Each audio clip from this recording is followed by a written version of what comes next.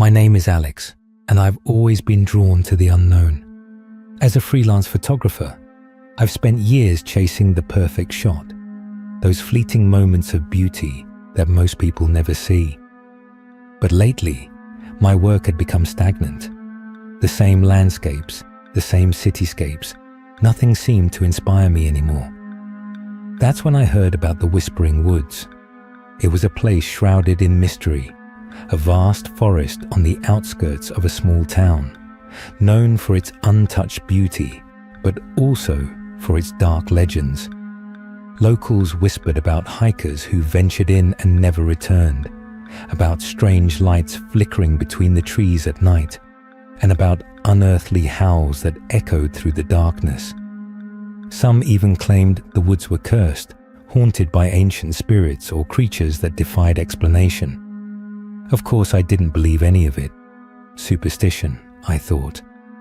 People love to invent stories to explain what they don't understand, but the more I heard, the more intrigued I became. What better way to reignite my passion than by capturing the haunting beauty of a place like this?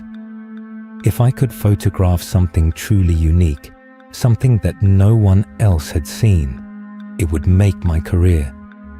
I arrived at the edge of the Whispering Woods on a crisp autumn morning.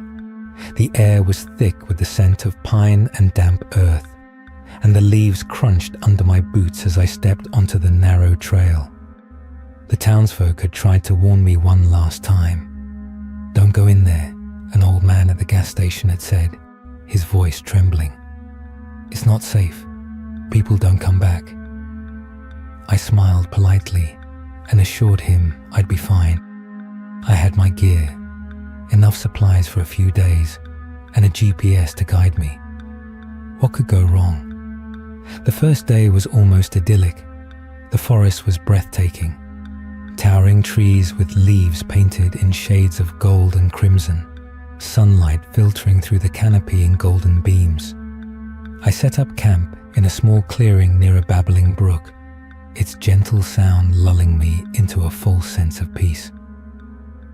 As the sun dipped below the horizon, I took out my camera and began shooting, capturing the last light of day as it bathed the woods in an ethereal glow.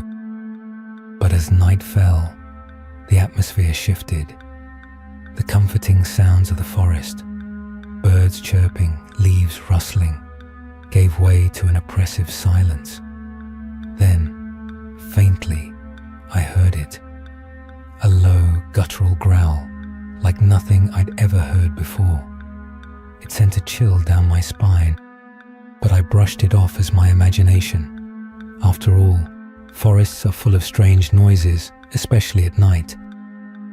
I zipped up my tent and tried to sleep, but every rustle outside made me jolt awake. At one point, I swore I heard footsteps circling my camp, slow and deliberate. But when I peeked out, there was nothing, just the dark shapes of trees swaying in the wind. The next morning, I woke to find my camera missing. Panic surged through me as I searched the area, but it was gone. Then, I noticed something else. Footprints. Large, inhuman footprints, leading away from my camp and deeper into the woods. They weren't like any animal tracks I'd seen before. Too big, too deliberate, almost as if they were made by something bipedal. My heart raced. What could have taken my camera? An animal? But these tracks didn't look like they belonged to any creature I knew. Despite my fear, curiosity won out. If I could find whatever took my camera, maybe I could get it back. And maybe, just maybe, capture something extraordinary. I followed the tracks, deeper into the forest.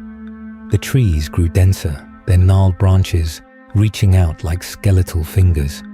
A thick mist began to rise from the ground, swirling around my ankles and obscuring my path.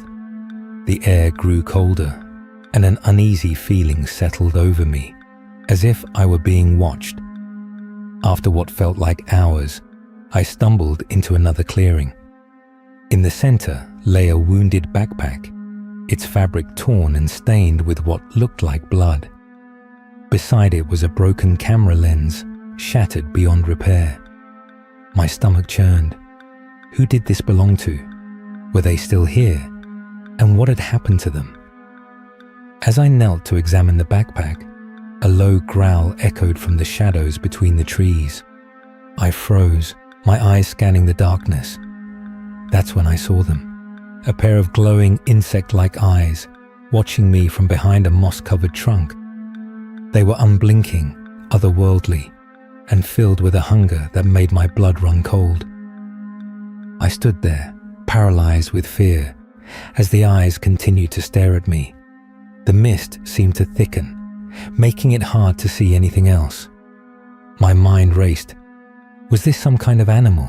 A trick of the light? But deep down, I knew it wasn't. There was something unnatural about those eyes, something that didn't belong in this world. Then, just as suddenly as they appeared, the eyes vanished, and the growl faded into silence. I let out a breath I didn't realize I was holding, and tried to calm myself. Maybe it was just an animal, I thought. A deer, perhaps, its eyes reflecting the light strangely. But even as I told myself that, I knew it wasn't true. Shaking off my fear, I decided to investigate further. Maybe the owner of the backpack was still around, injured, and needed help. I followed a faint trail leading from the clearing, which took me to a small, abandoned cabin, its door ajar and creaking in the wind. Inside, it was dark and musty, filled with dust and cobwebs. On a table, I found a journal, its pages yellowed with age. I opened it and began to read. The journal belonged to a man named Elias, who had come to the forest years ago, searching for a legendary creature said to inhabit these woods. He wrote about his encounters, at first dismissing them as hallucinations, but as time went on, his writings became more frantic. He described seeing shadows that moved on their own, hearing voices that called his name, and feeling as though he was being watched constantly. One entry stood out. I saw it today. It was tall, thin, with limbs like a spider's. Its eyes glowed in the dark, and when it looked at me, I felt as though it was peering into my very soul. I think it's following me. The last entry was dated 2 weeks later. It's getting closer. I can hear it outside the cabin every night. I don't think I'll make it out of here. If anyone finds this, please don't come looking for me. Warn others to stay away. I closed the journal, my hand shaking. So it wasn't just my imagination. There was something out there, something dangerous. But instead of heeding the warning, my curiosity grew. If I could photograph this creature, prove its existence, I would be famous. That night, as I sat by the fire, I felt it again, that sensation of being watched. I looked up and saw, in the distance, between the trees, a figure standing there, tall and gaunt, its eyes glowing faintly. I grabbed my spare camera and took a photo, but when I checked the image, it was just a blur. Whatever it was, it didn't want to be seen. Over the next few days, the encounters became more frequent. I would catch glimpses of it during the day, moving silently through the trees, always just out of focus. At night, it would circle my camp, its eyes like beacons in the darkness. I tried to leave, but every path led me back to the same place. It was as if the forest itself was keeping me trapped. One evening, as I was setting up my tent, I heard a voice, soft and whispering, "Alex, why are you here?" I spun around, but there was no one there. "Who's there?" I called out, but only silence answered. That night, I dreamed of a cave, of a pool with my reflection, but my face was twisted, with those same glowing eyes. when a clawed hand reached out from the water. I woke with a scream, only to find another mark on my arm, identical to the one on my ankle. I knew then that I was in grave danger, that whatever these creatures were, they were marking me, preparing me for something. Desperate, I decided to confront them. I set up my camera on a tripod, pointing towards the area where I had seen the creatures before, and waited. As night fell, they came, 3 of them, emerging from the mist like phantoms. Their limbs were elongated, their heads misshapen, and their eyes glowed with an eerie light. I snapped photos as they approached, their forms clearer now, more defined. But instead of attacking, they stopped a few feet away, staring at me. Then, one of them spoke, its voice a hiss that sent shivers down my spine. "You should not have come here, Alex. Now you must stay."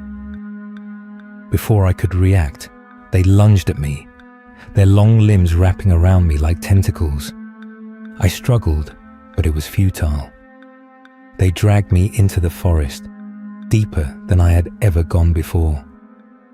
I don't know how long we traveled, but eventually we reached a part of the woods that was unlike anything I had seen. The trees were twisted, their bark black and slick, and the ground was covered in a thick, viscous substance that glowed faintly. In the center of this nightmare landscape was a pit, and from it emanated a low, throbbing hum that resonated in my bones. The creatures threw me to the ground near the pit, and I saw, to my horror, that it was filled with more of them, writhing and crawling over each other, their eyes all fixed on me. I tried to crawl away, but one of them held me down, its grip like iron. Then, from the pit, a larger creature emerged, its form even more grotesque, with multiple limbs and a mouth that opened wider than should be possible, revealing rows of sharp teeth.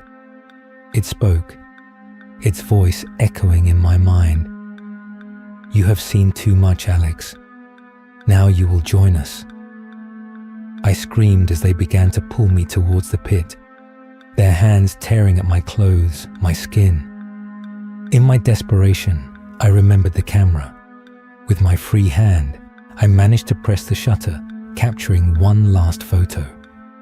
The flash illuminated the scene, and for a moment, the creatures recoiled, hissing in pain. That moment was all I needed. I broke free and ran, faster than I ever had before, back through the forest, following a path that had eluded me before. I don't know how, but I made it back to my car, parked at the edge of the woods. I drove away, not stopping until I was miles away, safe in the city. But even now, as I write this, I can feel their eyes on me, watching from the shadows.